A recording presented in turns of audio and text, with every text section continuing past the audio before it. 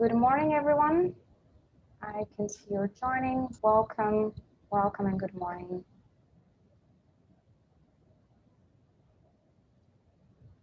So welcome today to our user and technology talk, environment talk with PARSEC. Welcome, everyone. My name is Veronica Borejko, and I have a pleasure to represent European Association of Remote Sensing Companies, and we have a pleasure to be the coordinator of PARSEC. And welcome again to our second session of user and technology talks. So as you might be familiar, this is webinar. You can interact with us through Q&A section. You have an option to type in your questions, and they will be answered by the end of the session. So you can ask our speakers and insert also your comments. You have also chat to comment on what you hear. You can also interact with other attendees through chat, so feel free to use it. And of course, as always, we invite you to share on social media that you're here with us today. So just maybe mostly for the ones who joined us for the first time, and of course, thank you to the ones who got back to us after the energy session. Just a few words about PARSEC. So PARSEC is an acceleration program which targets food, energy, and environment sectors. We're helping SMEs from these sectors to work on their new Earth observation-based solutions. And since 2019, or yes, particularly from 2020, we're helping them with some technical support, with trainings, mentorship, and of course, difficult networking in this digital world to develop their new solutions. And last year, we selected 15 best cross-sectoral and cross-border consortia teams who are working on their new solutions. Some of them have already launched them and they're already available on the market. For some of them, they're still working on them and they will be launched this year. Here you can see the overview of all our teams. Some of them you will have a pleasure to meet today and they will present their solutions. And for other ones, I will always invite you to see our website and check their products and services. So why are we actually having this user and technology talk series and what is it about? So basically we want through these webinars, as I said, it's the second session. We already had the one dedicated to environment, but in each of the webinars, we're inviting representatives of the targeted sector. So today we're having guests from the environment sector, and we would like to get to know them better. We would like to ask them questions. What are the struggles? What are the challenges they're facing? And we would like to also introduce them to Earth observation and come up with answers and solutions based on Earth observation and remote sensing data. So that's all from my side. I would also like to welcome our speakers and our moderators, Panagiota and Yanis, coming from Draxis Environmental, who will be our moderators today. So Yanis, Panagiota, floor is yours. Good morning, everyone. My name is Yanis. Let me share my screen.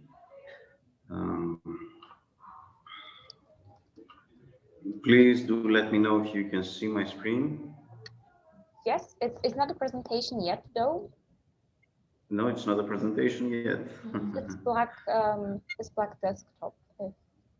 Maybe you're sharing not the screen, the one which you. You cannot see my desktop. Let me wait. That's why testing even right before the session doesn't work, because it worked a few minutes ago. Yeah, sorry for that. I'm on another platform. I'm on Linux, and you know, sometimes are not that friendly with those. Let me just give one more try. Can you see my screen now? Yes, now we can see the presentation. You can. Is it on full screen now? Not no, yet. not full screen. One more attempt.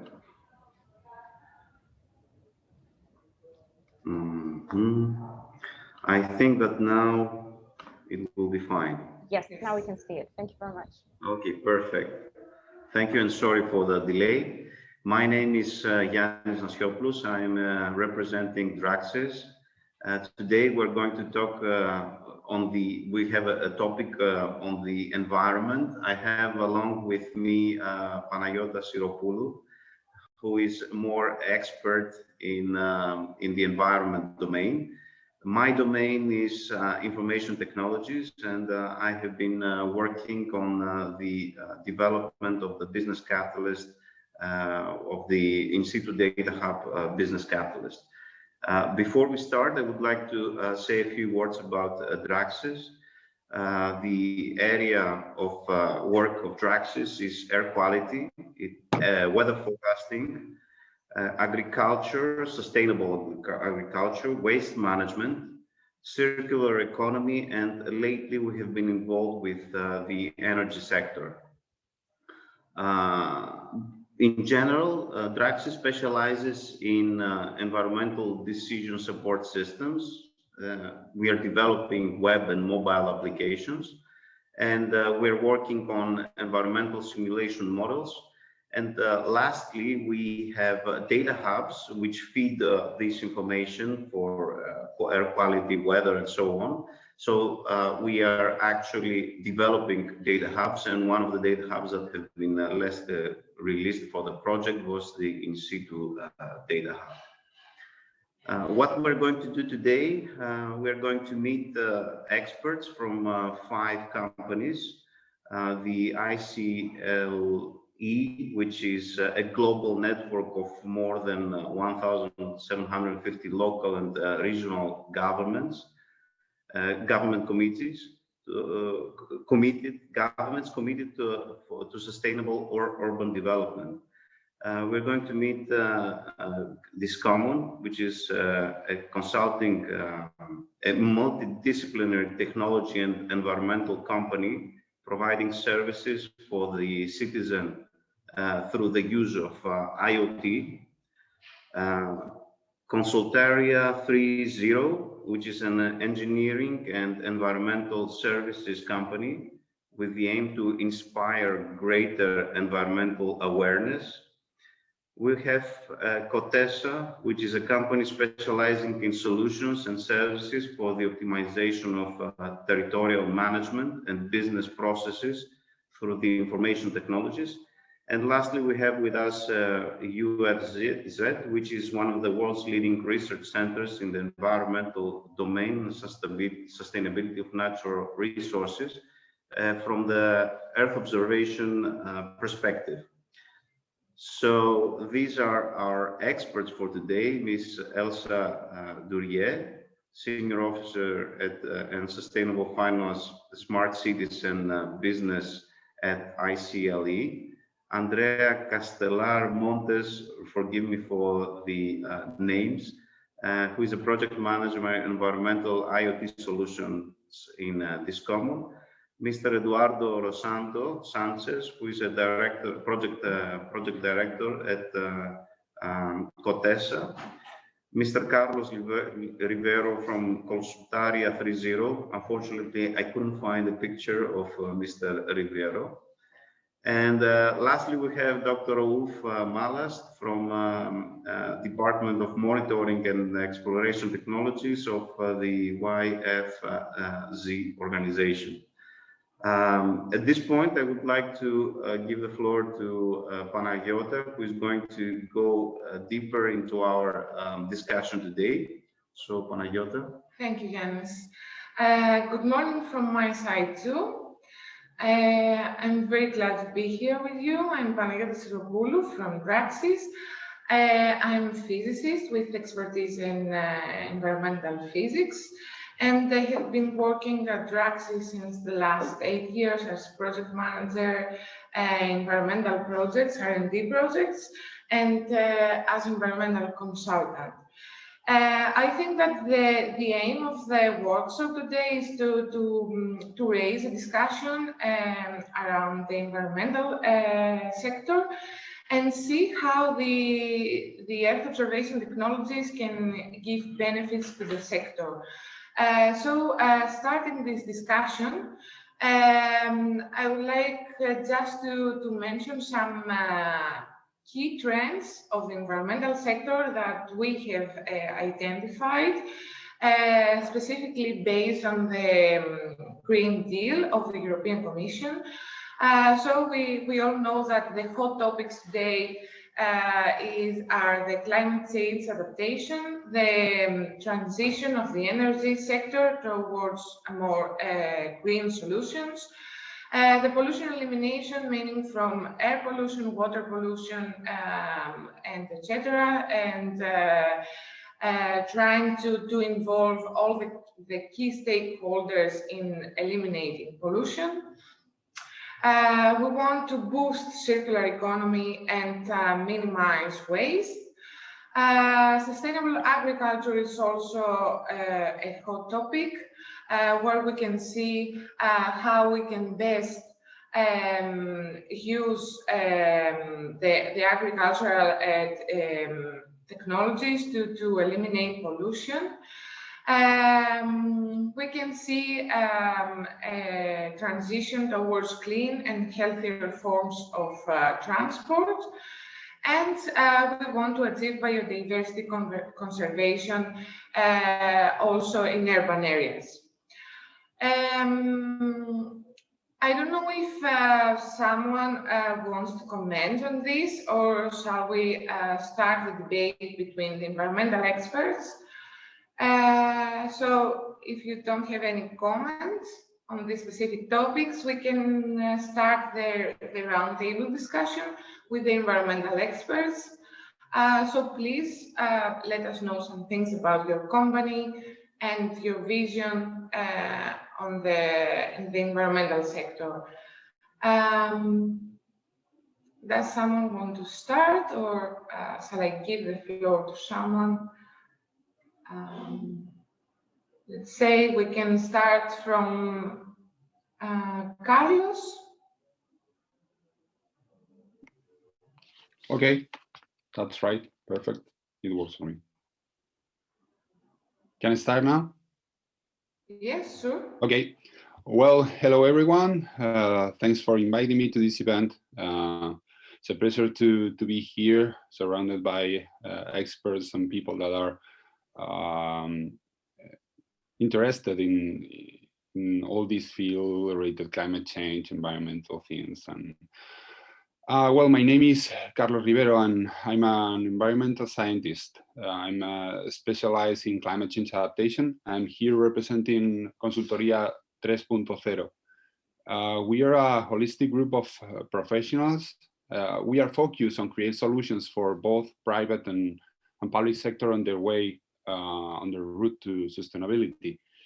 Well, it's not easy to explain briefly what we exactly do, especially in 2 minutes. But usually, you find our solutions as the puzzle piece that fills the gap between technology, I mean hardware, usually, and data, and the action plans.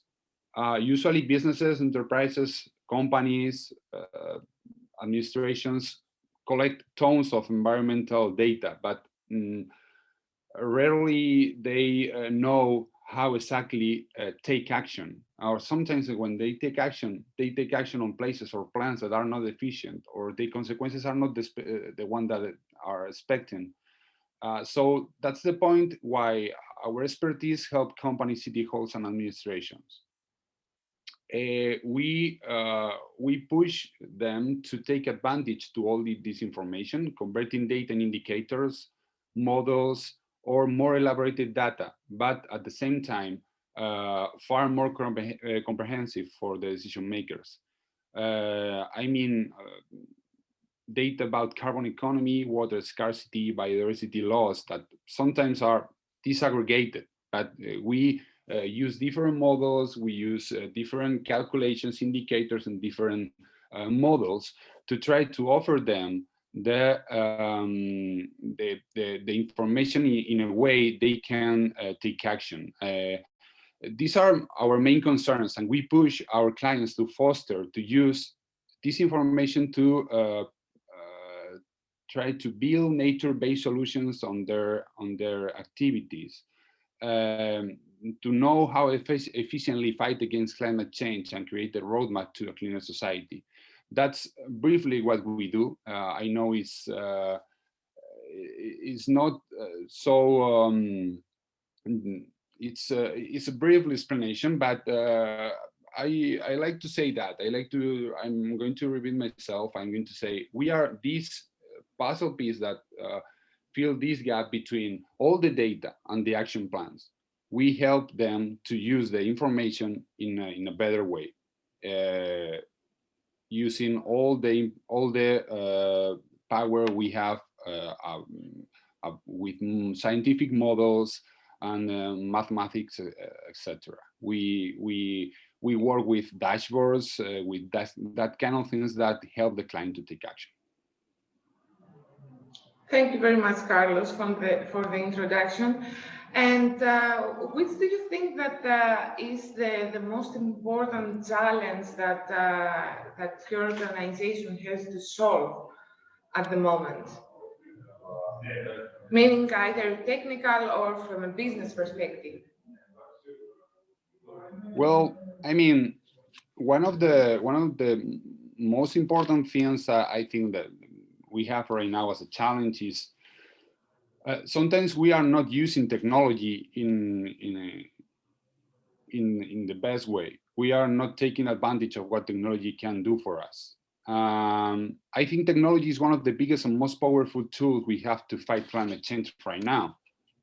Remote sensing images, algorithms, models, simulation softwares that can track pollutants and measure their effects almost in real time, information in real time, able to measure impacts on remote ecosystems, help to take the most of the restoration plans. I think it's amazing what science and technology can do together to help us to adapt our society to be more resilient in every way. But I think we have a big, we are far from be close to use this technology in a better way. I think this is one of the biggest challenges we have is take the most of this technology. We have all this data, all this big data we are talking about since 5 years ago. I'm hearing a lot about big data, big environmental big data, but I think we are far to take the most of this information. Yeah. Thank you. I think that I couldn't agree more with you. Thank you. We will come back to you later, I think. Okay, thank you. So let's proceed maybe with Elsa from Mickley. Hello, good morning. Hi, good morning. Thanks for having me. Yes, I'm Elsa Durier. I'm a senior officer at ICLEI and really happy to be here today because I think the work we do is really complementary. So just to tell you a bit more about ICLEI, we're a global network of local governments and cities working for sustainability in general. So that includes environment, but also social and economic perspectives, how they work together and how cities can implement those. And specifically, I work in the sustainable economy and procurement team at ICLEI, which means we're really trying to look at how we can help cities access solutions and purchase services, infrastructure that help them meet their environmental, social, and economic goals. So we're trying to link cities with the market for environmental solutions. And a big part of the work we're seeing is to help those cities access and procure innovative solutions to meet their environmental challenges. And that's something we see a bit of barriers there, and it's not necessarily very widespread practice in cities to do so yet. So we're really trying to push for that. And I think in this context, Earth observation technologies are also something that's very much worth exploring with our network of cities and seeing how we can promote that and help them access that on a wider scale. So I think the reason why I was invited today as well is through the work that we do in an initiative from the European Commission, which is called the Intelligent Cities Challenge, and which is trying to do just that. So the initiative brings together 136 cities from all across Europe, all sizes, and they're working across 5 thematic tracks, which are trying to cover all aspects of sustainable development. And really the goal is to help those cities make the most of advanced technologies to support green and digital recovery and social resilience. So we're really encouraging them and providing them support, advisory, information, potentially also opportunities to connect with enterprises to deliver those goals. So that's a 2-year project still ongoing, and through that, yeah, we've got a lot of going on with all of those cities and opportunities for dialogue there. So I think I might jump straight into the environmental challenges that that we see facing cities at the moment. And I think it's really good you mentioned the European Green Deal earlier, because that's really the framework which covers all of the topics that cities are really looking at in terms of environment. So it's very broad, and key challenges, as you mentioned rightly, I mean, climate change, biodiversity loss, air quality, and environmental health are very important. It's important to remember that environmental problematics are always linked with, say, social problematics. So air quality will have an impact on health. And when cities are looking at environment, they don't just look at environment. They look at environment and environment, how it affects their economy. Say if there's floods and fires, it just ruins business perspectives and growth perspectives for the city. So they always have that in mind. Same for the health impacts of environmental challenges. So that's very key. I'll just, yeah, very much invite you to have a look at the European Green Deal if you want a broad overview of what the key challenges are, in case you haven't done so yet. That being said, I think that when we look at those environmental challenges in cities, even though they are very integrated and connected with each other, they materialize very differently in different cities. And so if we're looking at cities as a user of environmental, well, technologies to support them with environmental challenges, we really need to look at their context. For example, a technology or something that is meant to, well, if there's a lot of climate changes impact in a city, it might just increase flooding somewhere, and somewhere else it just might increase fire risk. So you really need to look at the specific context of the city to understand how they're impacted by those challenges. And this is information you find always in the city's own environmental and sustainability strategies.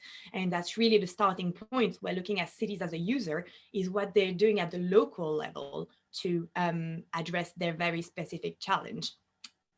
Now, I think another issues we face there, and notably when trying to look at the uptake of solutions to address those challenges, is that even though all of those issues are interconnected within cities and they're trying to work together to address all of those, sometimes we have a bit of problems at the governance structure level or at the policy level, because there's a wide array of policy covering all those environmental challenges, but sometimes they don't really talk to each other that well, because they've been adopted at different times. And so sometimes the responsibility for addressing different challenges lie in very different departments. So it's a bit tricky to know who to speak to if you've got an idea of how to address a specific problem that a city is facing. You might come in with the environmental officers within the city, or you might go and talk to the road traffic officers who will also have a view on, say, if we're talking about a problem like air quality. So it's always a bit tricky to find a starting point. And so it's hard to find people who might be the most receptive to potential solutions for challenges.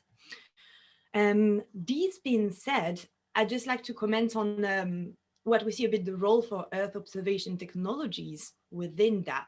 And I think it's still a fairly new field in cities. So we've spoken about it with a lot of cities, but it's not very much widespread. And I think this is a common problem that we see in cities whenever they're trying to be innovative to address their environmental challenges, is that there's still a strong perception of risk. So they need to adopt new technologies, but when they do that, they're faced with a lot of risk because they don't know whether that's going to deliver. And cities get to be really careful when they use public money to fund innovative solutions. So that can be a challenge. And that really very much applies to Earth observation technologies. It's actually quite tricky to find good examples of where it's been done successfully before, so cities adopting it.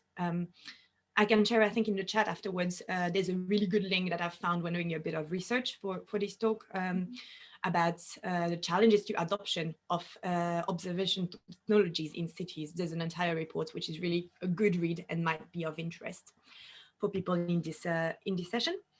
If I have a couple more minutes, maybe I'll just cover a couple of examples we've seen within cities in our network in terms of Earth observation technologies being used in cities. And the first one I'd like to share, we've been working last year, I think, with the Dutch Institute of Fire Safety.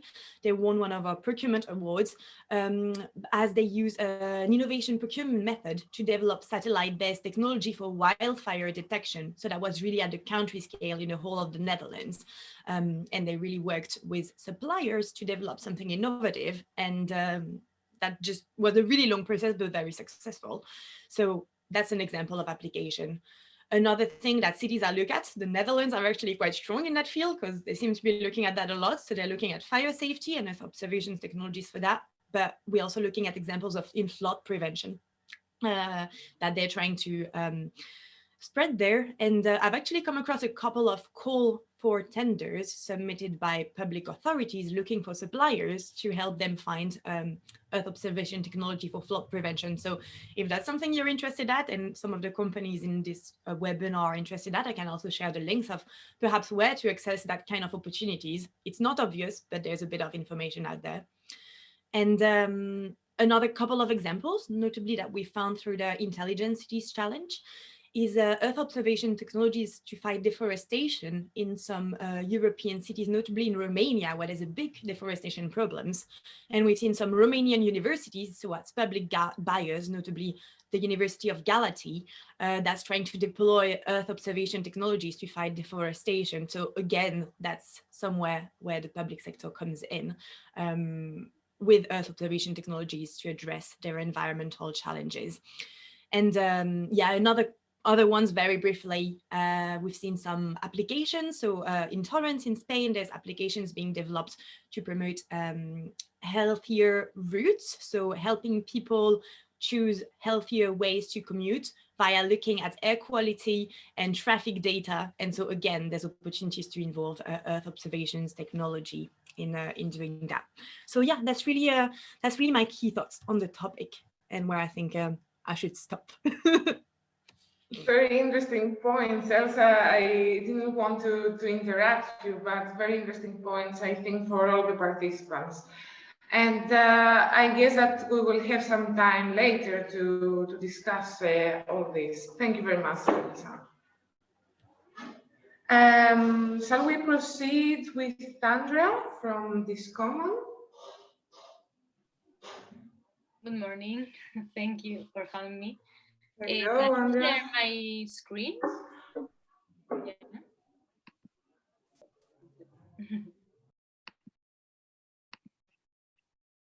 Here. Can you see my screen? Yes, thank you. Thank you. So, hi, I'm Andrea, project manager of this common. This common is a SME environmental technology company.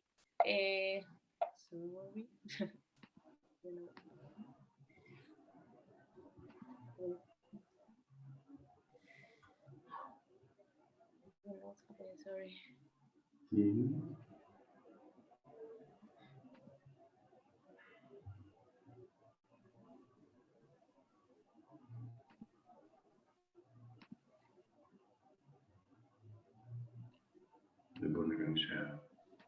Can you try again to share your presentation? Yeah, sorry. No? Are you seeing my? No, Andrea, No. we are not seeing it. Sorry. I mean, we could see it before, like it works from our perspective. But it's okay. I can keep talking. No? Now we are seeing your screen. Now, perfect. Perfect, Andrea, thank you. So yeah, about us, we are a company, environmental and technology company. Our main goal is to have a complete solution for the local councils for the green smart city, and we have two main topics, and areas that are mobility, sustainable mobility. We have a sharing electric bike system and also scooters for public and private people in the cities, and also the air quality. These are our main projects for now. We have the distribution of ozone Spain. There are sensors that they have a patent of e-breathing technology. What they do really is they are like a lung, an electronic lung, and they take measurements in real time in the cities in a 90% of correlation with the systems, the reference systems, and they do it in outdoor and indoors. So we have, as they are intelligent, what we do is we automatize solution. We coordinate this monitoring with Premisa, that it's a disinfection solution for indoor environment. There are systems of cleaning with ultraviolet C, and also with EPA filters and carbon active. They clean indoor spaces, and also we clean in outdoor spaces with KIMO. That is our star project, that it's a multifunctional apparatus that cleans the air in cities. What we do with KIMO, as you can see here, KIMO is not an expense, it's an income for the city's council. It's thought to be sustainable. What we want is to raise awareness in the cities for citizens. We clean the air of NO2, CO2, organic volatile compounds and particles that are the most noxious pollutants in the air.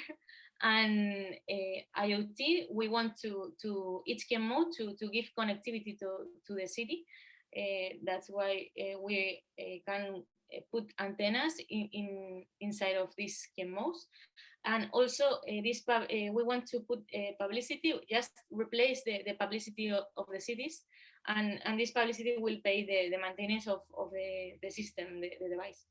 So the point is that based on this idea, we want to put this ozone, and this ozone, what it has, as I told you, is intelligent. It has 9 ways of sending the information to different data publishing systems, like public displays, TV interface, web widget, also smart alerts, different ways of seeing and visualization of this data. And also we can also monitor up to 30 different environmental parameters in a very high accuracy in real time. So the point is that we measure, we monitor the streets with ozone, and then we raise awareness, we clean with this chemo, and we try to solve, to give a complete solution to the citizens and to the councils. Our vision, as you can see here, we think that Europe is social. We are social. We have so many public systems, and we need to go all together to find this change, no, this revolution, this technological revolution. So the point is that we need to have different collaboration with public entities and private companies and public entities all together to make this change, and yeah, to raise awareness to the citizen, give this data to different apps, and also what you told about clean routes, understand what's happening in the air.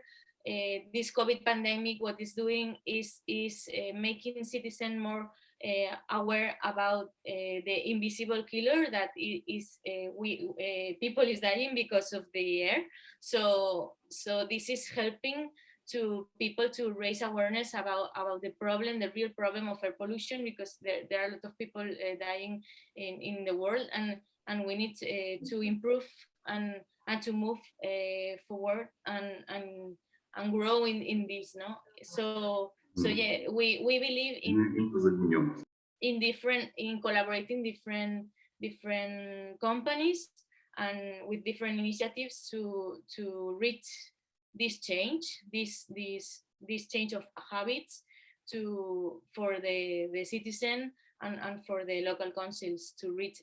And also because what we are seeing is that the problem is that the big cities, they have resources, they have possibilities to make solutions, to install solutions, but the point is that is in local councils and small towns and different areas of Europe, we don't have really this change of technological change. So I think we can help in some way to make little projects and all together make them grow and help for this change.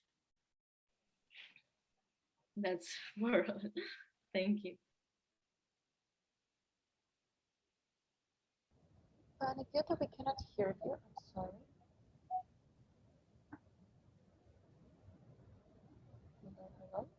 Hello. Hello. I think, excuse me, can you hear me? Because unfortunately, I think we lost our moderators. At least I cannot hear them. Panagiotta, can we hear you? Yes, we can hear you, Veronica, but we cannot hear Panagiotta. Exactly. I'm sorry. Yes. Okay. So maybe while our moderators reconnect, I don't know what are the technical problems for the moment. I think you're muted, but we can maybe move on to our next guest to introduce yourself and give us a little overview of the challenges you see from your perspective in the environment sector. So let me maybe go to Eduardo Rosado from COTESA. Welcome, Eduardo, and the floor is yours. Okay, thank you. So can I share my screen as well? Yes, of course, feel free. Yes, okay.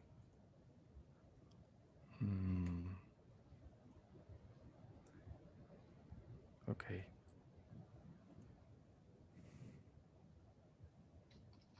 So, well, can you see my screen right now? Yes, all good. Okay, okay. Yes, yes. So first of all, well, give me 2 seconds, please. Well, first of all, I introduce myself. I am Eduardo Rosado. I work as a project manager in the Department of Geographic Information Analysis, which is directed by Aurelio Garcia. Excuse him because he wasn't able to attend this meeting, so today I'm his substitute. The projects I manage are linked to security and defense mapping, such as MGCP and MTM, etc. But also, I manage other kind of projects that then I'm going to present you. One of them is the service for production of digital building blocks model for the Copernicus Urban Atlas. Well, I will try to be brief about COTESA and then I will explain one of these projects that we are working on it. So COTESA is made up, the area of COTESA that we work is called Geospatial Analysis and Information Area, AGEO. That is made up of a highly specialized human team with long experience in the generation of geospatial product and service. As well, the cartographic production using various remote sensing techniques and big data services, as well the technological project in which we work are associated with the geospatial analysis and exploitation of information from the Earth Observation. And it's important to highlight that we develop our own technology. We carry out projects based on the tools from different leading manufacturing work while in their field, integrating thematic knowledge in multiple disciplines associated with territorial management with the geographic information technologies. And the main thematics that we are working on it is, for example, security and defense cartographic that I explained before, automatic production of cartography with remote sensing and artificial intelligence, the object identification tools for the support and plates and construction, etc.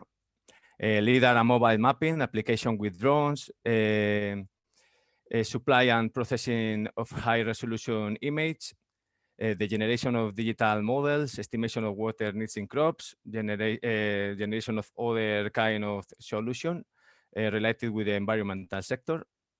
Now we want to explain, I want to say, the service contract for Copernicus hotspot monitoring services for the urban atlas production of digital building block model, this is called. COTESA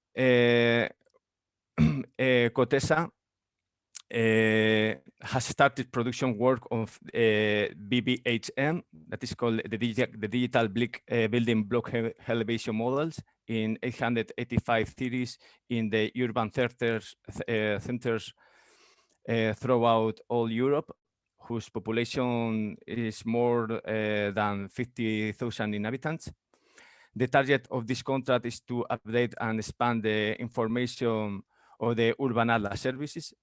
One of the great challenges of the Copernicus Land Program and for the European Environmental Agency. So this is the context.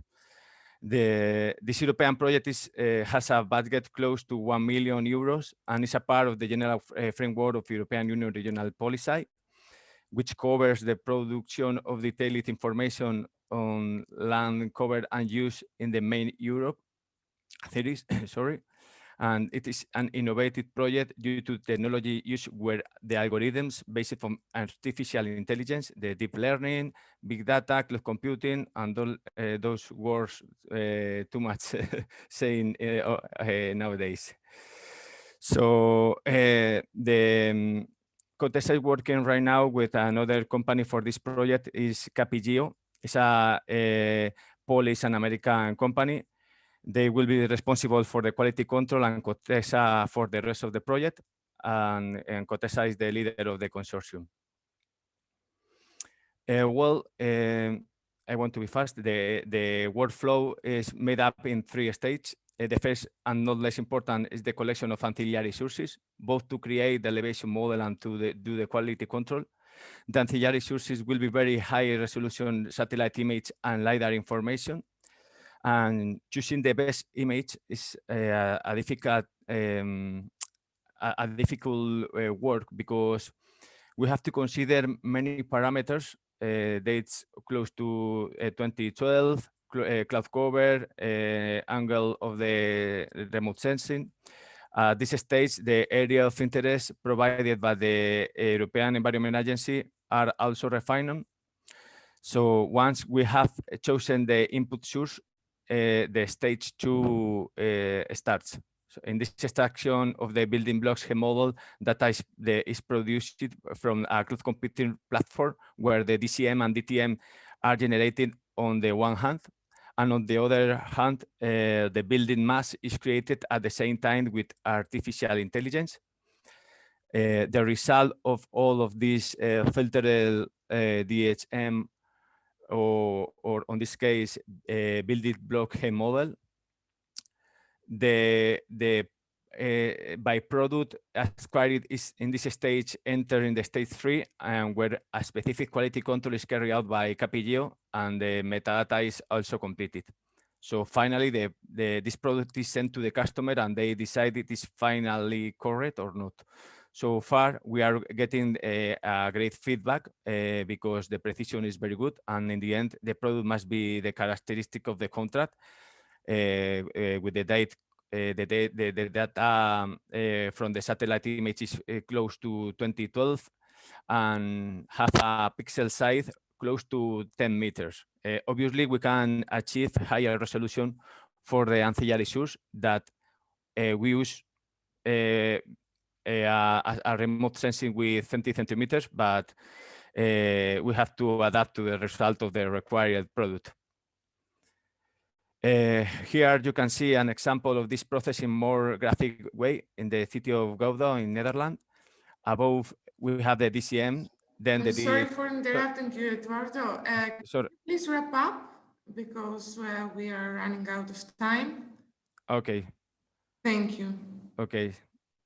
So this is the result. And as well, this is an other result of the product.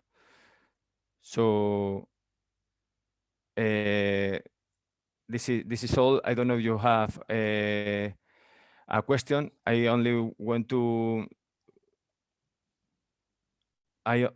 say one thing more is about the question of the challenge of this of the environmental sector. Well, we have more and more information and at our fingers and the real-time information from Earth observation data. So from my point of view, the main challenge for the industry is the management of this large volume of data and the translation and interpretation of the data for the environmental sector. That is this the same challenge about the end users who may or may not be the expert and need to be prepared to exploit all of the result of projects and data that we have. So sorry, but I have finished. I know. No problem at all, Eduardo. Thank you very much. We can proceed so that we have some time later on for discussion and exchange of concerns. So we can proceed with our invited speaker from the Earth observation sector. Ulf Malas is with us. I'm sorry for the pronunciation. It was fine. Really. Okay, great.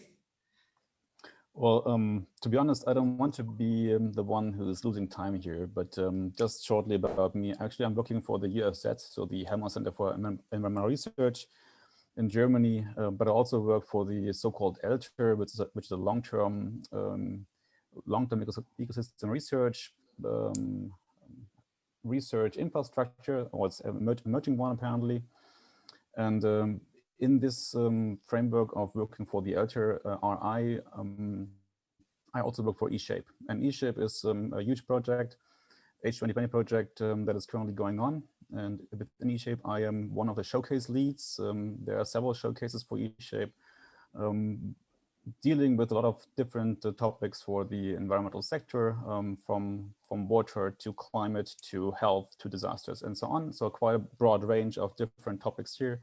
I am leading the showcase on ecosystems, and I don't want to spend too much time about the content of it.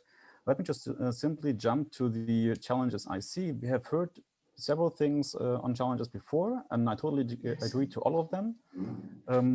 Maybe I just share my screen for the one slide I've prepared for that. I have more than that, but also this one slide that I'm really interested in, I think you are also, is that one. So what are the challenges we see from the research kind of perspective? Most of the times, and I'm really happy to hear that you have probably also the need of in situ information apparently, but I would be curious to hear what your experiences are with it, because in our case, most of the times information from sites that observe environmental variables since years is the case that their information are somewhere, but it's not open sometimes, and it's not fair sometimes. So it's really a problem we see if you want to use them, if you want to use those information for EO products, for example, we cannot do so straight away. We have to somehow make them, to mobilize them, to make them available. That's the first thing. Second thing here that I also think is very, very important that we haven't been talking about before is harmonization of different data. So if you want to really scale up information from one local site you have, or from two local sites you have, to, let's say, a regional scale, or to a European scale, or even global scale, you have to somehow harmonize and standardize your information you have to redo this. This is one thing, this might be one discussion topic later on as well. And what would also be interesting to hear your opinion is on the scaling issue. You always talk about we have information that are very discrete from the ground somewhere, but how to really transfer those discrete information, the point scale basically, to especially continuous scale. We're talking about pixel sizes of several meters sometimes, so that's quite difficult. And I would be curious to hear your experiences on the translation in terms of satellite products to the clear user message. So if you provide a certain information to the user, do they understand what they get, or do they need something else? Is there an issue you see possibly? They would need, for example, some sort of thesaurus that could be the translating kind of actor in between to tell them, the users, what they get, and to tell us what the users need. The last one, the financial issues here, I put on the sixth spot, is something I see as sometimes problematic, but this might not be the case for you. But again, those are all the points I see from we see from the research kind of perspective, and there are certainly more from your side. So I'm very, very interested in hearing your opinion on that from business kind of view. That's all. Thank you. Thank you very much, Earth. I think that we all here are sharing the same concerns as regards the benefits that Earth observation brings to the environmental sector. And I think that we should now have the pitches from the two beneficiaries of the PARSEC project, and then we can start discussing on the challenges and the opportunities that we can see in using Earth observation in our solutions. So I'm kindly asking the two beneficiaries, maybe we can start from Space for Fauna to briefly present us their solution. Dragana, are you with us?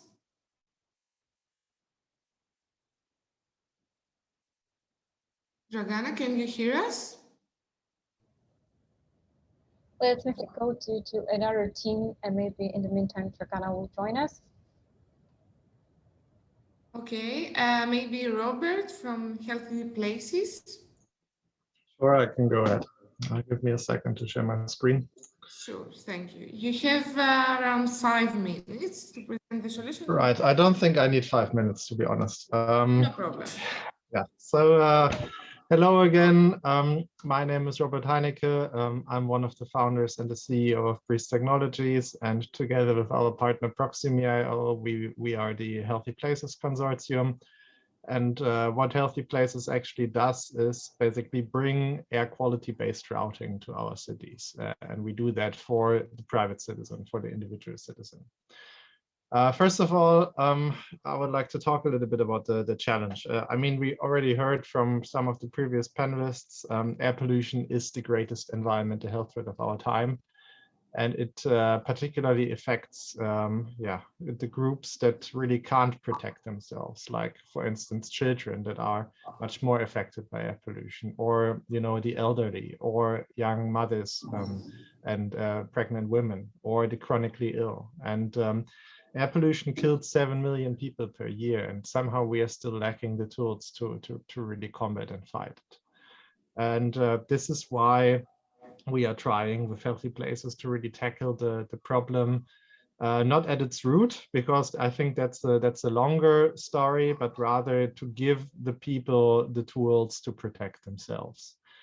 Talking about the two companies that are building Healthy Places. So as I mentioned, I'm the founder of Breeze Technologies. We basically build lower cost sensors. We build cloud platforms for analyzing environmental and in particular air quality data, and then make decisions upon it. We have a catalog of 3,500 cleaner actions, but we especially also focus on putting together models of air quality based on sensor data, based on satellite data, based on the existing public monitoring stations, and so on. And we bring this together now with Proximy.io, which is a Finnish leading company on navigation and positioning. So they build a software development kit that can be integrated into any app, and that can give you information on either where you are in both indoor and outdoor environments, and then also to get where you want to be, and do that on the shortest route, the most accessible route, and also now air quality based routing.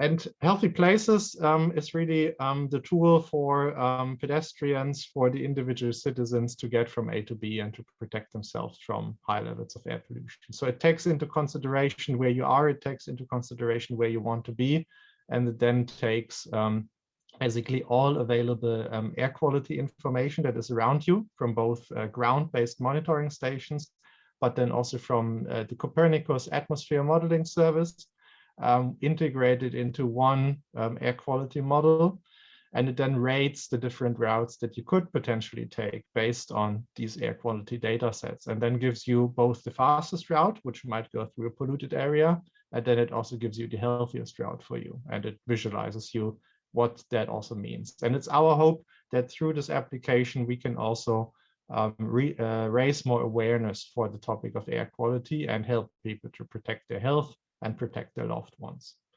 And if that sounds like something that is interesting to you, here's my contact details. I'm very much happy to talk, and also very much happy to connect you to Proximy.io. Thank you very much.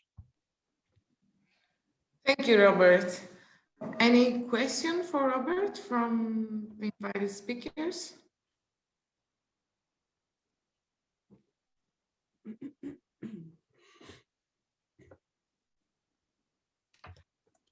I have a question from you, Robert, actually, out of curiosity.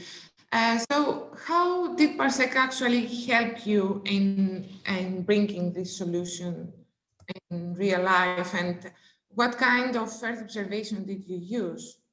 Yeah, so I mentioned previously we use the Copernicus atmosphere modeling service. So that's basically data sets that are aggregated on the Sentinel-5P and other data sets, and provide you already with basically a worldwide grid of air quality data. And of course, this using these kind of data sets come with their own challenges. And basically, this is where PARSEC has most helped us to provide us information on things like both EOMOL and other enablers, which give us access to the space data market, but then also to help us to learn more about Earth observation data in general and how to deal with it, for us to really be able to integrate it into our platform. Because I think that is that is really key, to do it in a way that is actually scientifically valid, and it helps us to build a functioning solution. And we are not, at least in the past, we weren't the experts on Earth observation. So now we have that knowledge, and PARSEC helped us to do that. Thank you. We have a question from Andrea from this comment. Hi. Have you think about having a real-time sensors like in the streets? Yeah, I mean that's our core business. So that's what Breeze Technologies actually does. We have sensors, we put them into the streets. We also use the existing data sets of the city. I mean, that goes also together with the other question that was in chat, whether we forward this information to the city planning authorities, because that's actually what we do. So we have cities like in Hamburg, for instance, other cities also in the US, for instance, that already use our solution to make planning decisions about both urban planning in general, but then also cleaner action plans based on the data sets that we deliver to them. Okay. So I think that the question from Dietrich Heinz has already been answered about the city planning authorities. We have a question from Salome. Yes, hello. I would like to ask to Elsa, because Elsa, I would like to have your point of view from cities about the solution proposed by Robert, because I think that you already know some similar solutions, and in order to have your perspective about this proposal from Robert. Thank you, Elsa. Yeah, I think that's a great offer for city, and that's really a common challenge. I mean, air quality will be shared by most big cities or small cities in Europe. But I think what I see as a challenge a bit is I'm really curious about how, Robert, you engage with cities like Hamburg or cities in the US and what the process was like, and if that's something that you see as replicable in other cities. I think that's probably something where we probably need to showcase examples like what you did in Hamburg and get a message out to other cities about it, about the value of it. Because I think there's a very strong value case for a lot of cities, but not all of them will be able to afford that kind of solutions and see the benefits of it necessarily in relation to the costs and the risks that they might take in implementing those. And so I'm thinking maybe as a starting point, the biggest market might be bigger cities like Hamburg that are able to invest in that. Smaller cities tend to be a bit more at the back, well, followers than front runners in the adoption of that kind of technologies. And I think that's really ultimately what we like to do, is every single city in Europe being able to access those technologies. But the scale up process, that's something that needs to be explored a bit more, I think, and possibly targeting bigger cities at first. Yeah, what we are actually now considering, because as you say, cities are somewhat struggling also to adopt new technologies. So we are now considering to actually provide healthy places in first of all, a pure B2C model. So basically put it on the App Store, charge something like, you know, $1.99 per month from a user of the app, and use that also to basically run the infrastructure and run the technology behind it. Because then automatically you would have more interesting people in larger cities, because you have more people living there. And at the same time, you can also very targetedly market the solution to, you know, asthmatics, to young mothers, to all the groups that are particularly likely to pick up a solution like this. But actually, regarding the underlying technology, we have made the experience that actually like medium-sized and smaller cities, at least in Germany, are particularly likely to pick up new technologies in the environmental sector. So here it's more the larger cities that are actually, from a purely commercial point of view, struggling to follow up on these innovation projects. I think they are much more involved when it comes to the large projects, to, you know, the European funded smart city pilots and so on. But then if you're a technology company and if you want to actually sell your solution to a city, we have had much higher success in the past with smaller and medium-sized cities. We have another question from Ulf. Actually, it's two, if you allow. Okay. Robert, thank you for the presentation. And I have two questions, as I said before. The first one is, what kind of coverage do you have per sensor? So if you say, let's say you have one sensor that should be in a spare kilometer area, this is sufficient or not? Or should we have more than one of these sensors in this kind of area? First question. Second question would be more in the direction of the costs. I'm pretty sure those sensors are not priceless. Of course, they have some certain costs. You did just say that you want to cover the costs via the let's say user engagement here. But in general, those costs should also be covered by the cities themselves, I guess. So the question would be, what is then the basic cost for one of the sensors, if you allow? And if I may add a third question, even, what are your future thoughts? How can you, even if you go beyond the app inclusion now, if you want to go beyond that, what would be the next step for you, for your company? Yeah, so maybe one point regarding the differentiation between the different data sets. So what we're actually trying to do during the PARSEC project with Healthy Places is actually to build a solution, a routing solution that works, first of all, without having ground truth with sensors. So we are trying to basically mix together satellite data sets together with traffic data and some other data that is readily available with a worldwide coverage, and to basically build on these data sets a model that works in any city, whether they have sensors or not. And this is also how we think we are going to be able to offer this to citizens everywhere, regardless of whether, you know, the cities have sensing infrastructure themselves or not. But then if a city wants to have a more a higher resolution picture of what's actually going on. And you maybe are not deciding then between different boroughs or city quarters how the air quality looks like, but rather, you know, on a street by street or on a block by block basis. Then you need ground data currently, at least with Sentinel-5P and the current satellite generations, just because the grid resolution that you're getting out of there is so large that, you know, you struggle to have enough coverage on the ground.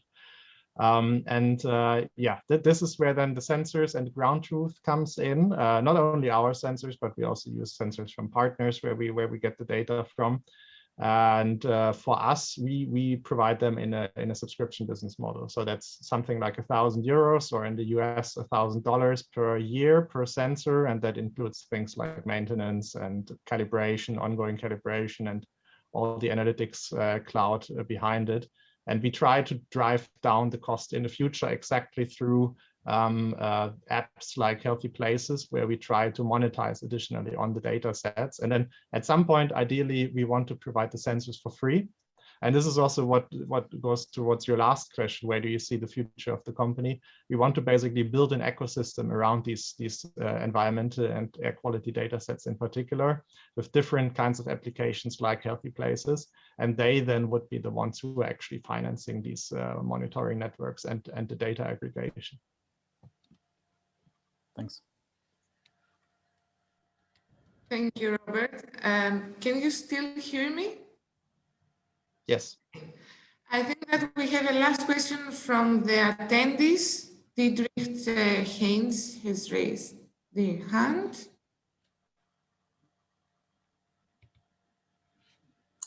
Yes, but Panagiota, I think that we answered attendees can speak, so they have to write in the chat the question, or in the questions and answers icon.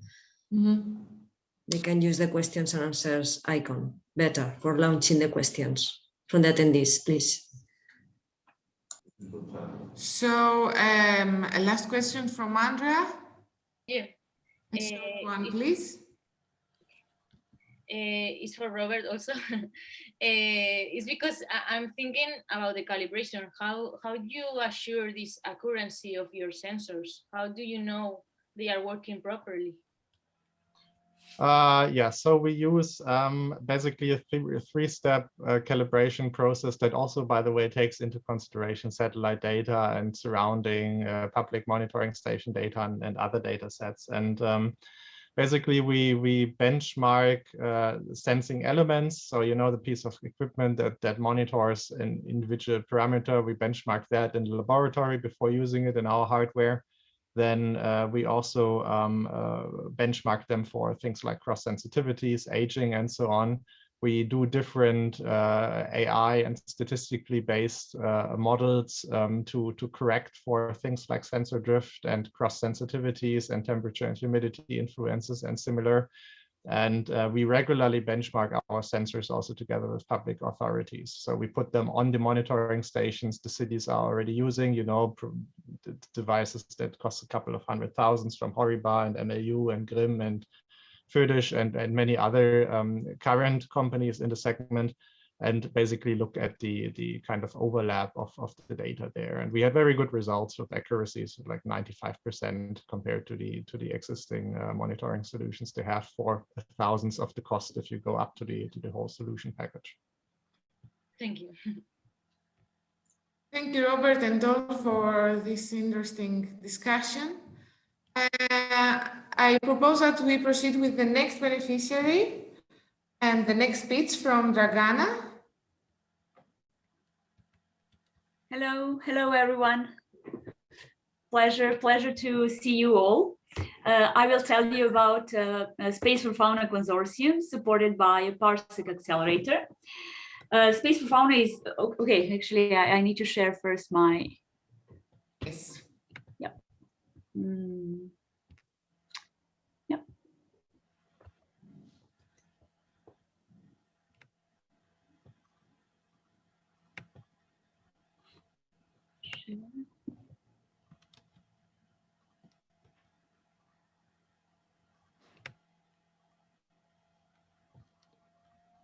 How is that going? We can see it now. You can? Yes. Okay, great.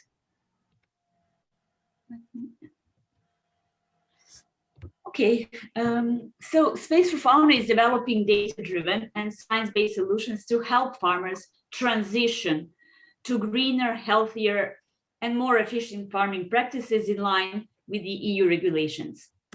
You see, the EU has issued regulations against most chemical pesticides that have affected over 10.5 million farmers across Europe. And now farmers need to rely on alternatives to chemical pesticides, like biopesticides, that operate differently. And farmers lack knowledge on this, just like with everything new. And intervening one day late in crop protection will result in up to 3% lower yield and up to 5% less revenue.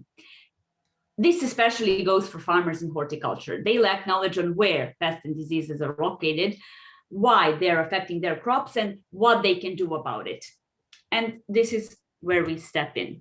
To answer where and why, we are developing a user-friendly platform that combines Earth observation data with IoT sensors. And to answer what, we couple this platform with the knowledge database of science-based solutions in crop protections coming from many years of research in academia. In this way, we offer customized data-driven science-based solutions that are in line with EU regulations. So how big is the market? Our initial market are apple and pear orchards in Denmark, from where farmers generate over 15 million euros of revenue yearly. We also plan to expand to European orchards with over 6 million hectares. And precision farming in Denmark has already grown nearly 100% from one year to another.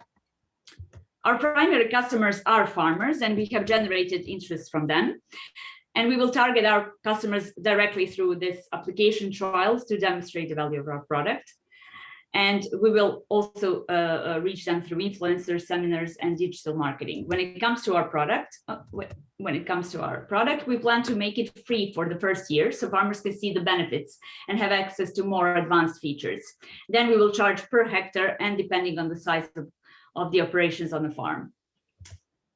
We believe that with our combined expertise in Earth observation, horticulture, and food security, we do have what it takes to be the team to succeed in driving this change toward regenerative farming systems.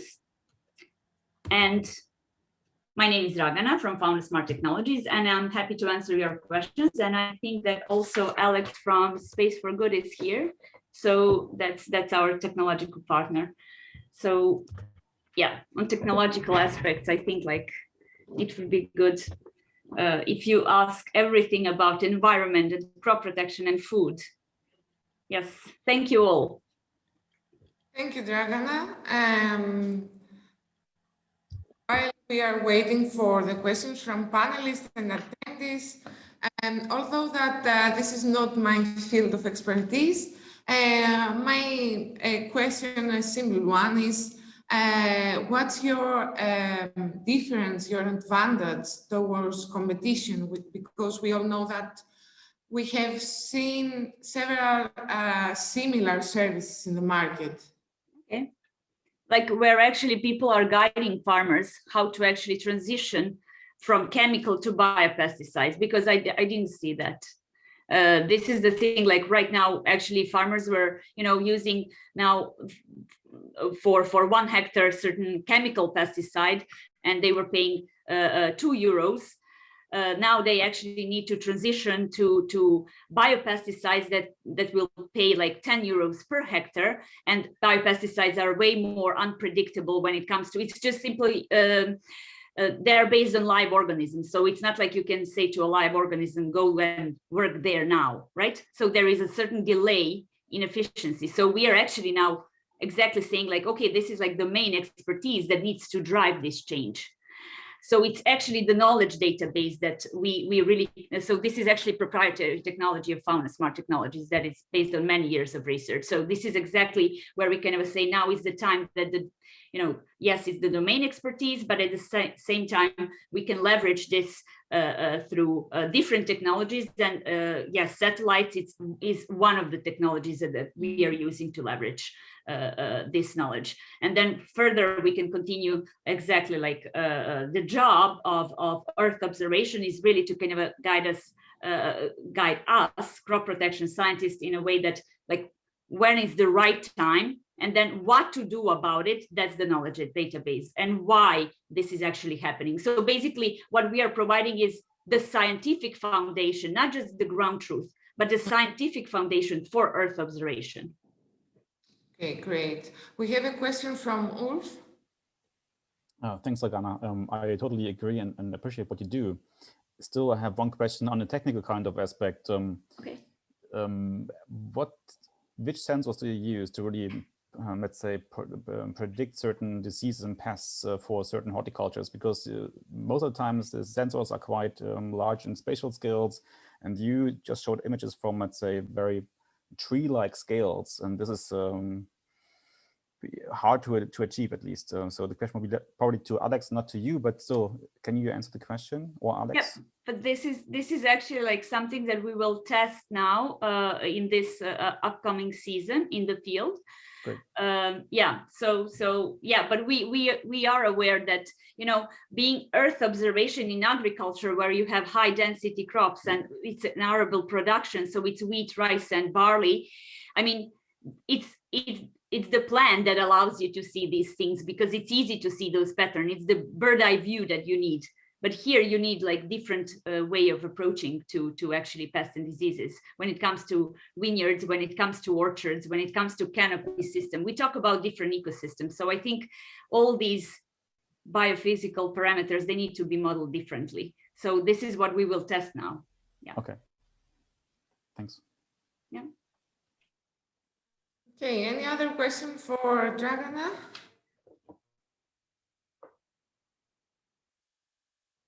Most probably not. Thank you once again. Thank you.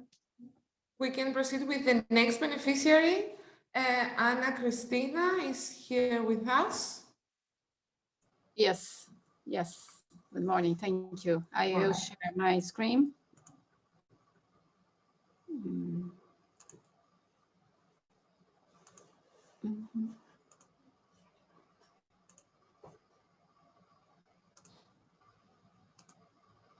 Yes. Can you see my screen? Yes. Yes. Okay. Super. So, good morning, ladies and gentlemen. First of all, I do like to thank you, PARSEC, for this invitation. It's a pleasure and an honor to join this webinar. My name is Ana Cristina Galego Rosa. I'm a founder and CEO of Diptron. So a little about Diptron. Diptron is a German startup company which develops an application for detecting Aedes mosquito risky areas. Taking consideration the United Nations Sustainable Development Goal number 13, our mission is to create a better environment using space technology and artificial intelligence on the control of mosquito diseases around the world. And our vision is to eradicate mosquito diseases in global scale. Diptron, after winning 3 competitions, incubate at the European Space Agency. At the present, Diptron was selected at the PARSEC Accelerator Program and built its consortium together with Hostomy, a German company, in order to build the entire digital platform. So about the problem, dengue is a virus infection disease transmitted by the Aedes mosquito. The variation of climate conditions has implied high transmission of dengue around the globe. At present, 40% of the population live in risk areas. Governments spend a lot of money to remediate the problem with a worldwide cost of more than $39 billion a year. Only in Brazil, last year, the number of cases increased more than 300%. The costs arrive at $500,000 with more than 500 cities at risk. So how to solve this?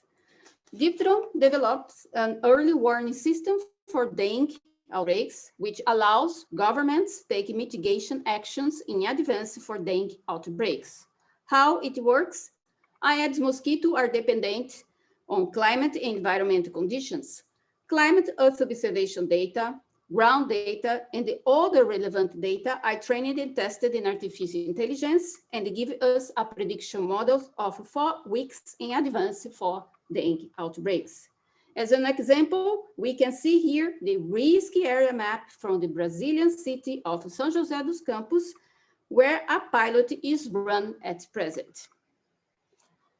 So, to put Diptron application at the Brazilian market, Diptron integrated the Smart City WebVis platform of Visiona Space Technology, a solution platform services for Brazilian cities. Visiona Space Technology is a Brazilian company, a joint venture between Embraer and Telebrás, and it is Diptron's strategic partner to go to the Brazilian market. The platform provides fully processed images from different satellites, open geospatial data through cloud services, and 100% of cloud infrastructure. So the WebVis platform is provided by OpenStreetMap, Sentinel-2 Cloudless, with option to stream or download image in different formats.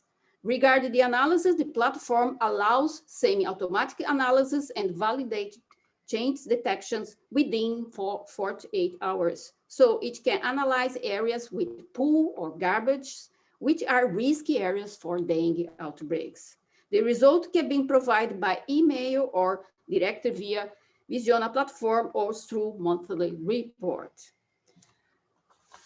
Diptron services at platform will provide the level of risk areas for advanced outbreaks, visualization of potential breeding sites, assess the number of cases in specific areas, and use an early comparative analysis of areas. The overview of the platform is available at this link with a short video. The advantages provided by Diptron at WebVis platform are to have more accurate results, save times and public resources, but the most important, saves the risk of a fatal disease. Thank you. Thank you, Ana Cristina. So we can see here a health, let's say, aspect of how we can use Earth observation in bringing benefits to the health and civil protection sectors. And my question is, I'm not sure if you mentioned something about this, beyond the public authorities and the civil protection authorities, do you see any direct benefit for citizens? Can they use your platform to do something, let's say, plan their activities? When the project started, actually was the B2C for citizens we developed for travelers, specifically for travel. But the situation now changed, and we focus now for the governments. So,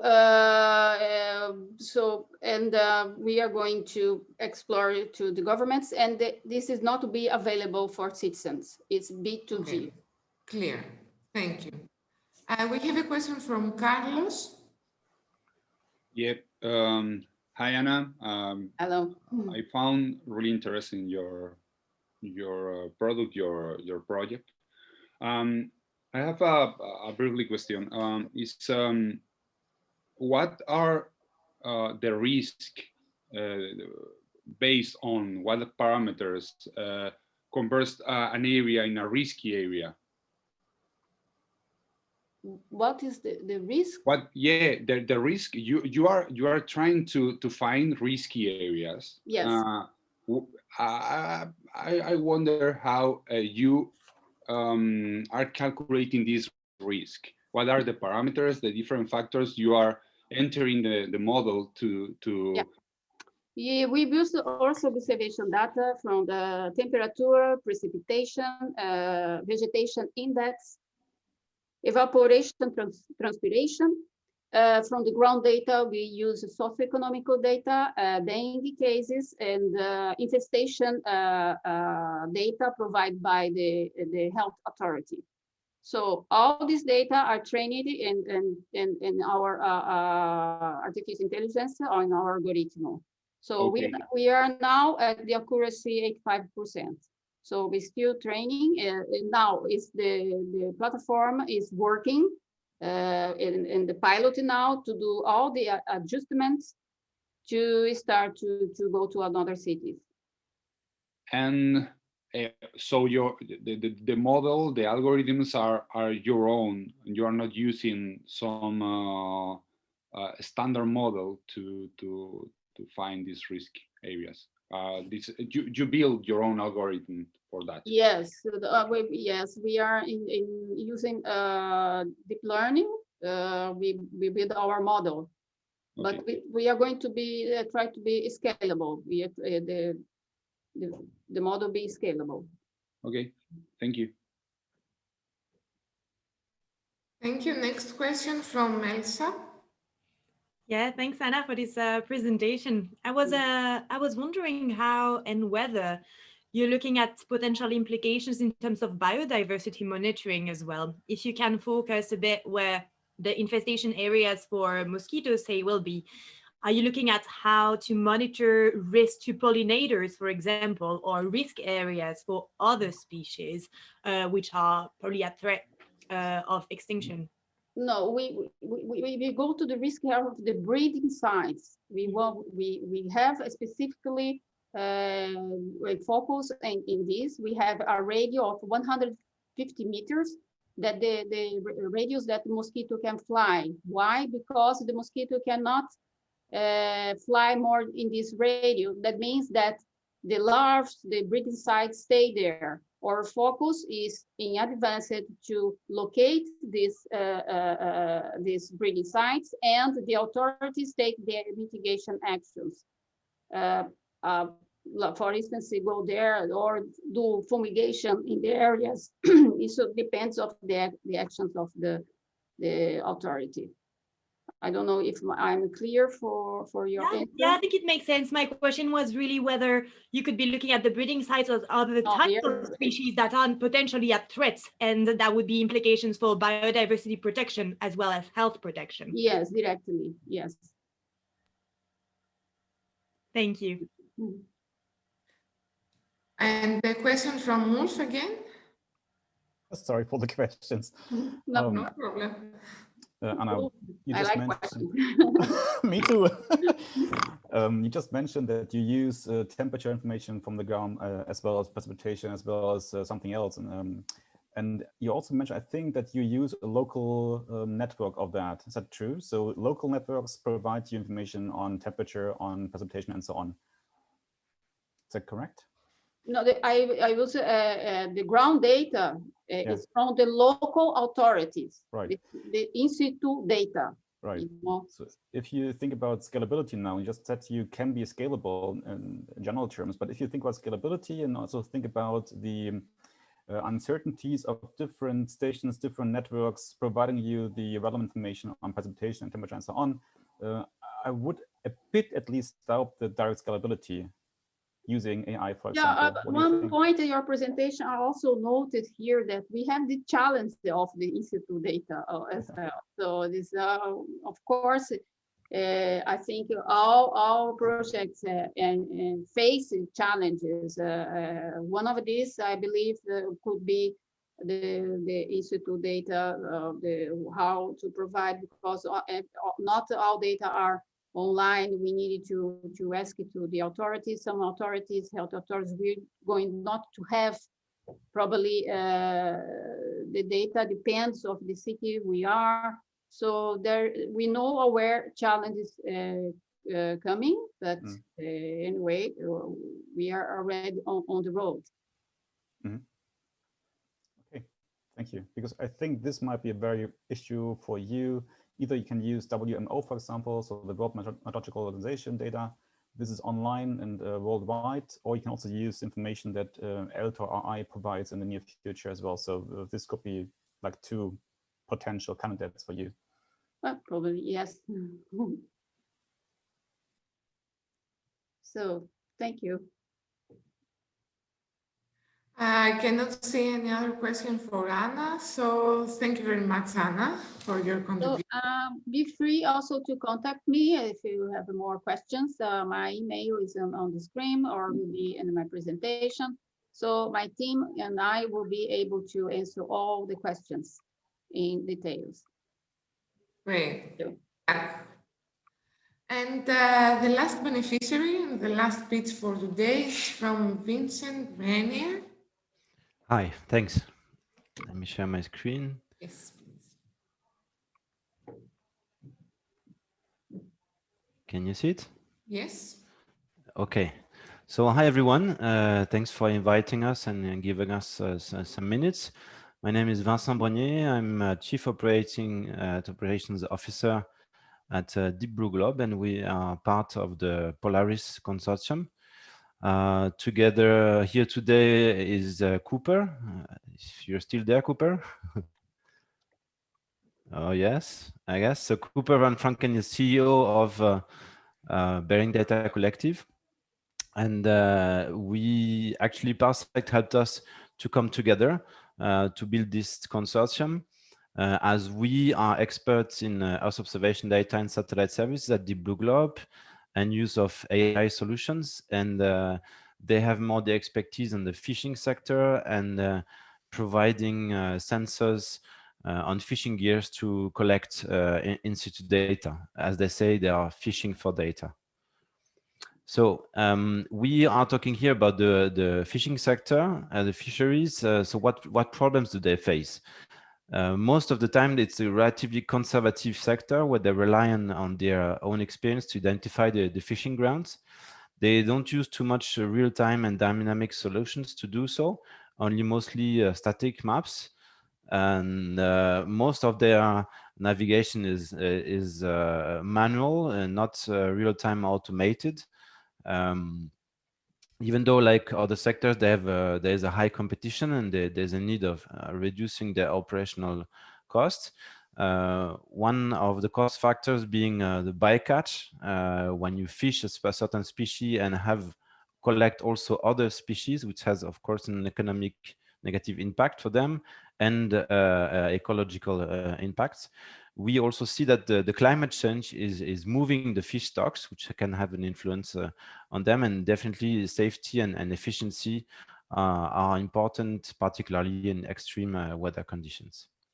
So we can try to solve some of these problems, providing our solution Polaris. So Polaris is a route optimization and best fishing, sustainable fishing ground identification service, where we give the opportunity to better evaluate new fishing locations, optimize the route to spend less time at sea or reduce the fuel costs. And the idea being improving the catch composition and giving more added value when they land the fish in the specific port. So how does it work? On some parts, we collect data thanks to Earth observation, wind currents, sea surface height, chlorophyll, ice. I have to comment that the name Polaris is because we want to provide this service for polar fisheries, or fisheries which are operating in the northern part of the North Hemisphere. So we have the Earth observation data on one side and in situ data, temperature, salinity, and other biological data provided. And the idea is that to help us with artificial intelligence and this data to optimize the route of the fishing vessels, particularly the ones who are taking relatively long routes, and identifying the specific species they are searching for, and new fishing grounds which they are not classically searching for. So here are the positive impacts of our service. as mentioned. So it's a real-time automated service, reducing the operational cost and the time and the maritime journeys by 10 to 15%. Of course, the safety and reducing CO2 and SOx emissions and bycatch and overfishing. I will come to that. What is the links with sustainability? So, sorry, Vincent, can you please wrap up so that we have some time for a couple of questions? Yes, of course. That's almost my last slide. So we have less bycatch, as mentioned, because we can statistically find out the species search for. We know that overfishing is mostly happening when you are not finding out the species you target, which is not the case here. We provide also the exclusion of fisheries restricted areas. Impact on climate change. So we can consider fish movements induced by climate change into our model. As mentioned, we have less fuel cost, we have less fuel spending, and therefore less greenhouse gas emissions. And there's also an impact on humans and the sea. So as mentioned, our customers are mostly in Europe in the northern part. We provide Polaris mostly as a service with a monthly fee and an installation fee. And at the moment, our struggle, let's say, is to engage, and we are having discussions to engage European fisheries as pilot customers and to succeed in a €1 million investment round, 50% public and 50% private. Thanks a lot, and of course, eager me or Cooper to hear for all your questions.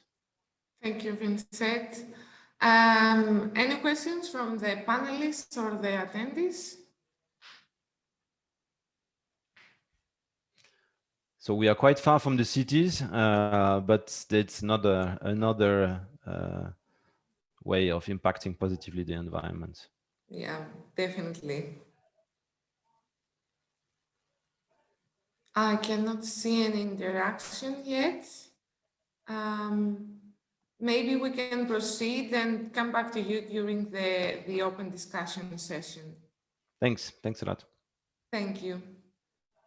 And actually, we have a last beneficiary. That was my fault. We have Antonio Yara from HOPU. Antonio, can you hear us? Yes, so let me share my screen too. Thank you. So I think you can see my screen now, okay? Yes. So we are presenting also the consortium Sky Scrap.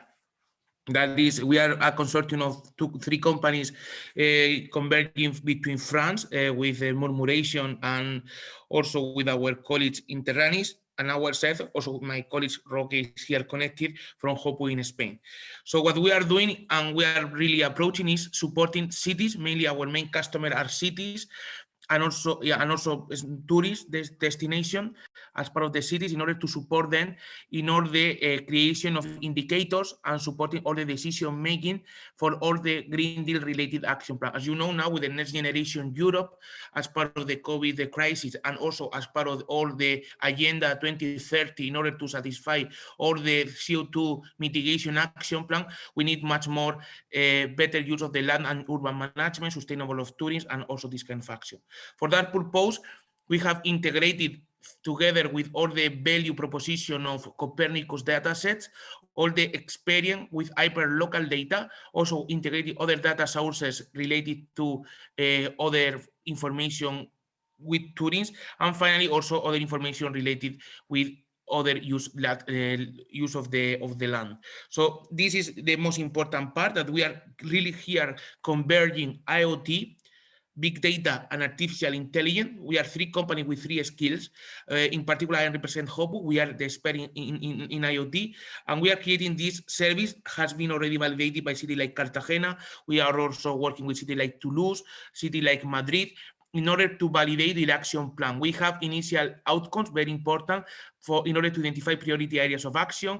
We are also identifying urban heat island based on the vegetation green index, and also, of course, all the related aspects with quality of life from air quality and other aspects, and also much more urban health related aspects like impact assessment, etc. So the solution per se is integrating all the data sources from Copernicus and other data sources, and also hyperlocal IoT data sensors that are manufactured here in Europe by HOPU. So it's not so this is also important to promote the manufactured solution with high data quality from our regions, and they are providing, thanks to all this fusion of big data, artificial intelligence, and Copernicus datasets, a huge number of spectrum of indicators.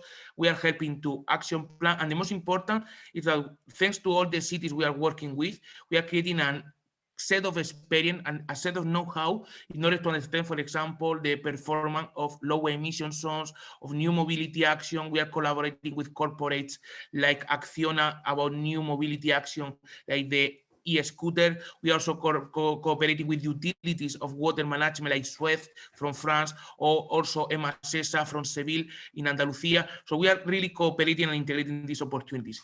At the end of the day, what we are managing is to integrate these sensors with all this potential, all the platform, in order to integrate. Here in the sensors, we are quite equivalent to BRIS technology that was presented before, in order to provide this extra value of hyper-local data that could be complementary to identify and understand exactly what is happening in a particular area or in a particular region. As I mentioned, low emission zones, mobility action plans, also the new inclusion of new mobility technologies, detection of urban heat island, etc. For that, you have the reference air quality station, you have some models about propagation, but of course we need something additional in order to understand exactly the impact hyperlocal. Here is an example in the city of Cartagena, where we have a lot of value proposition integrating all the different dashboards, sensors, and a solution in a really cost effective. Before was mentioned by one of the discussion about the cost effectiveness and the how forbidden or how difficult it's for cities to approach this kind of solution. And let me remark that, for example, this kind of deployment, we are talking under 30,000 euros.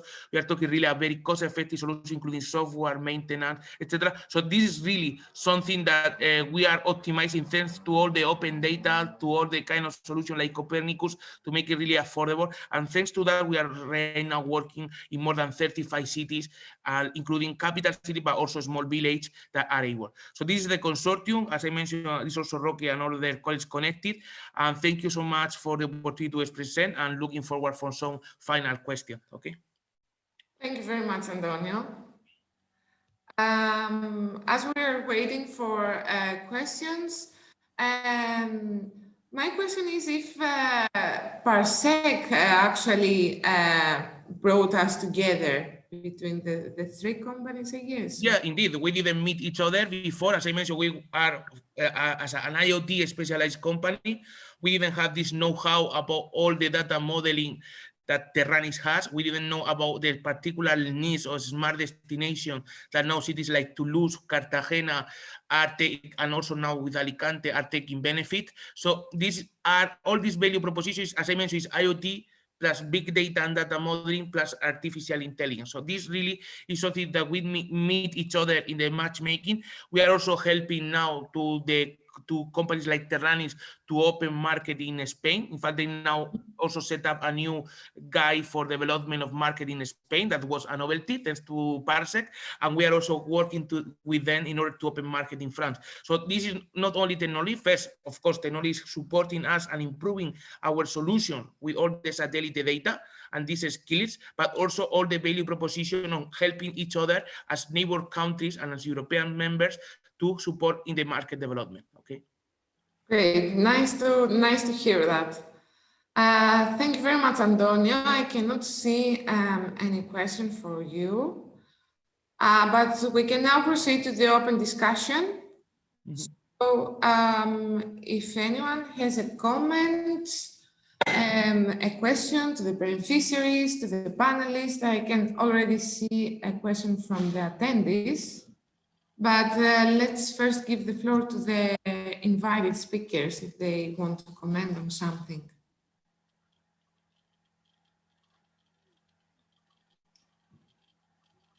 I guess not. So we have a question from the attendees in the Q&A session. You can still submit your questions there. Alexander is asking, what have been your biggest disappointments working with Earth observation in your organization?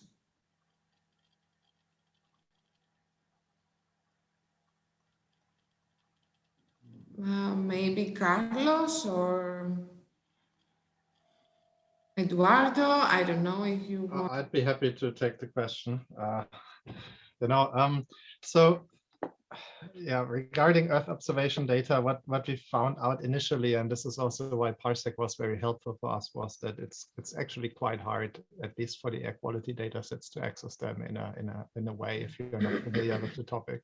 So you really need to drill deep down into understanding the APIs first, and you need to do quite a lot of computation on your side if you really want to be able to use the data in a scientifically valid way. And then after you have dug through all the data sets, you also figure out that even the ground data that you're getting from the satellites, it's not really just the first 10 meters, but it's rather the first couple of 100 meters of air quality that you're getting there. So you need to apply some algorithms on top of that. And for that, you really need to be able to understand how air quality behaves and how you can basically extrapolate from the data that you're getting from the satellites, what's actually happening on the ground. And for that, you need to have some ground data available, at least to train your models in the first place. And then the other thing is basically the resolution of the data sets. So CAMS, for instance, gives you, I think, 11 by 11 kilometers right now. And that's really, most cities are not that size. If we're looking at Germany, for instance, we have a lot of small and medium-sized cities, and then you have one data point basically for a city. So you need to, again, use algorithms and use models and then other external data sets like traffic data to break it down further and come to a conclusion for a more local and hyperlocal data scale. And but that, the last point at least, will change in the future. So there's new satellites, there's new instruments that are being launched that will bring hopefully better resolution in the end. Nowadays, they're even talking about creating new missions that can go down to 100 by 100 meters. And as soon as that happens, it's really going to be a game changer for everybody, because then you don't need to create very complex algorithms to come to some sort of meaningful data sets, but then you actually come to basically the data being there for everybody to use. Yep, let me say something about it. I absolutely agree with Robert, because our experience with remote sensing images and Earth observation images is much pretty the same. The main problem used to be the resolution, the issues when you have to deal with different resolutions when you are working in different project sizes. And on the other hand, I think it's challenging when you have to pivot to use different products when you are working on an urban area or a natural area, because some products are not working the same way. Sometimes you have to pivot. Sometimes you have to look for another solution because the solution that are working for you in an urban area is not working on natural area, and vice versa. So, well, it's pretty challenging working with Earth observation, but it's one of the best tools we have right now to work with these topics.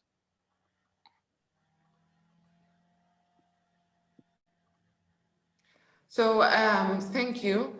And beyond the resolution that we heard that it is a challenge, we have several questions as regards other challenges in using Earth observation, for example, accessibility and cost. What about these ones?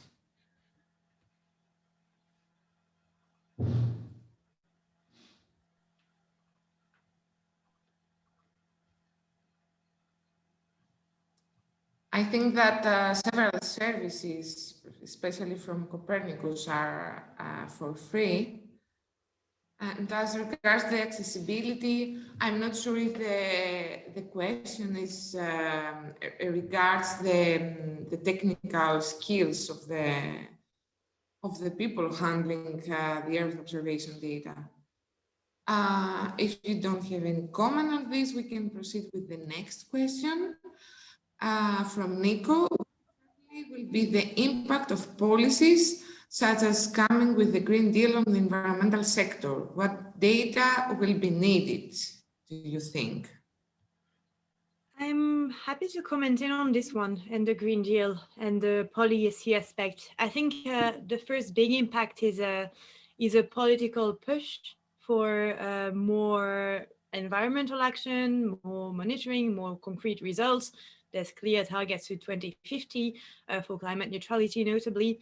And I think this political push that's coming both from Europe and from national governments is helping cities push forward agendas. So we're talking to a lot of cities that are thinking that now is a really, really good time to push the gas pedal and implement actions. And what that means in practice is that cities are likely to adopt new policies or have better and clearer policy frameworks for what they want to achieve. And that means they'll need monitoring data on the impact of what's being done. And they'll also need potentially Earth observation solutions as part of the solution. I don't think I've seen anywhere in political agendas that Earth observation is a solution that's being pushed forward through the EU Green Deal to address environmental challenges. But that's really something that can be discussed at the local scale, and maybe it's a good time for cities to be open to new ideas like Earth observation. Just another comment on that as well. The EU Green Deal and the way it's implemented is pushing for more involvement of private stakeholders in the implementation of environmental policies. So that means when you're talking about implementing policies and environmental goals, you might not just be talking to city officials, but also to citizens and to businesses within cities that can help roll out those solutions. So I think that's also a very good potentially opportunities to get involved more with businesses directly, say property developers. If you get sensors that can be included on buildings, now might also be a good time to approach them directly rather than going through the cities necessarily. So yeah, I think that's a potential implication of the current Green Deal. Thank you, Elsa. Any other point on this? I guess we have another question. Can citizens and other non-expert users be involved in monitoring environment? Can Earth observation data be provided in such way that no expertise is needed? What are your thoughts? Maybe Ulf, this is for you. Well, I said it before, there, at least from my understanding, my experiences, there's sometimes some sort of library or some sort of thesaurus needed to really explain certain products, certain satellite data, for example, to non-remote sensing users.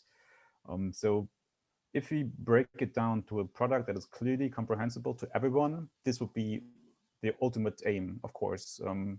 It will always be hard because we talk about spectral properties that will be derived from those products, from the data, from the raw data. And usually, if you talk about, for example, air pollution or air quality in general, if you talk about biomass or properties of plants, this is only a certain indication, so to say, but not a real and clear product that is really directly comprehensible by some of the users. So to answer the question, yes and no. You would probably need at least some understanding of what you get. It's the same like Robert said before. You do expect something very clear and very comprehensible right away, but this is not the case. You do have to deal with several information that might at least impact your thoughts or your algorithms for sure. So a bit of understanding on what remote sensing data is, where the uncertainties are, is really needed to work with them in a very robust and clear way. Otherwise, you would run into some certain issues and mostly, or likely at least, some sort of problems in the algorithms and inaccuracies of your data and your results at the end. So short answer, yes and no. Thank you. Any other point? I will add to this that I think it's very important how we communicate things to the citizens, because sometimes what happens is that we have data, and we are scientists, we understand this data, but they don't really understand what's happening. So maybe we have to think about how we share this data and we communicate this problem, this huge problem we have.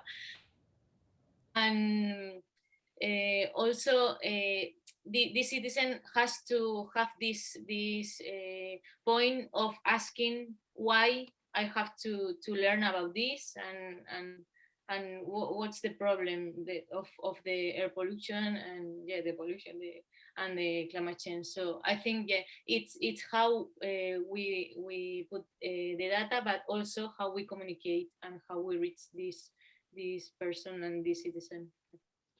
I agree with Andrea, and this is exactly the reason also why we are building healthy places to reach more people and make them care more about the topic of air pollution, you know. And I mean, the original question was also going into the direction of whether individual people can contribute data and use Earth observation data. And I mean, I think it's not very likely that now the individual citizen will start launching their own satellites and start gathering more Earth observation data. But what actually happens already in the air quality field, for instance, is that there's a lot of NGOs and citizen-led initiatives that are putting out sensors there that are, you know, very low cost, something like $20.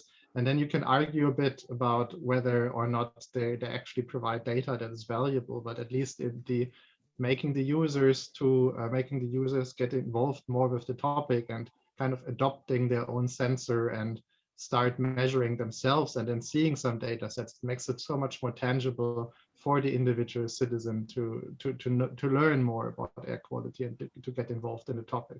And this is actually something that we are also doing nowadays, that we use our, you know, mid-scale semi-professional sensors and put them also on the balconies of citizens that have applied to be a sensor host previously, and then they adopt a sensor, so to say, and they are the infrastructure on which the air quality monitoring networks of the future in the cities might at least partly run. And I'm a big fan of these kind of not citizen-led, but at least citizen-inclusive initiatives, because I think that's the future for somehow civic engagement in general.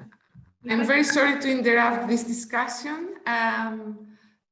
Only a few words if you want, but we should wrap up the session. I just have a very quick point on that. The question of citizen-based initiatives is watching out for the upcoming climate pact of the European Union that's going to try and really bring together that kind of ideas, and that kind of, if there's a platform for people to put satellites on their houses and infrastructure, that's a very good platform that's upcoming, where the European Commission wants that kind of initiative to be shared. So yeah, the climate pact is to be watched out for. Thank you. Great. Thank you all for your contributions. Veronica, I think the floor is yours. Yes, thank you very much, Panagiotta. Thank you very much, all the speakers. We have more questions, and I'm sure that we could talk about environment and Earth observation for a few more hours, but we won't. Let's respect each other and our listeners.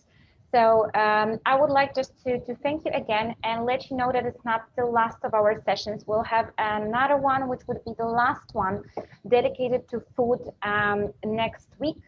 Let me share with you right away the link to register for the next session. Oh, I don't have it at the moment, but you will receive it in an email, and of course stay tuned for the upcoming session. It's already next week. Before we finish, I would like to share with you a question, which everybody can see now, including our panelists, so you can let us know too. Because as you know, in PARSEC, we will be organizing more of such ideas, and we would like to know what are actually the topics you would like to dig deeper in. And now we wanted to get to know sectors better and introduce you to the Earth observation. And I think that we completely accomplished today this task, this mission. It was great to hear from all our speakers and beneficiaries. But let us know what should be the other initiatives we should be working on this spring. So I'm leaving you with this question, and I hope to see you next week on the food session. And thank you once again for joining us today. Thank you all. Bye. Thank you. Thank you very much. Bye. Bye. Thank you. Thank you. Thank you very much.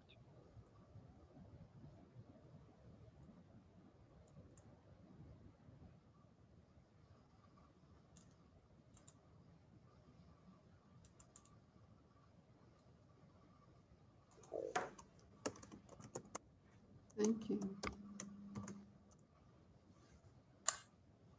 Veronica, have you finished?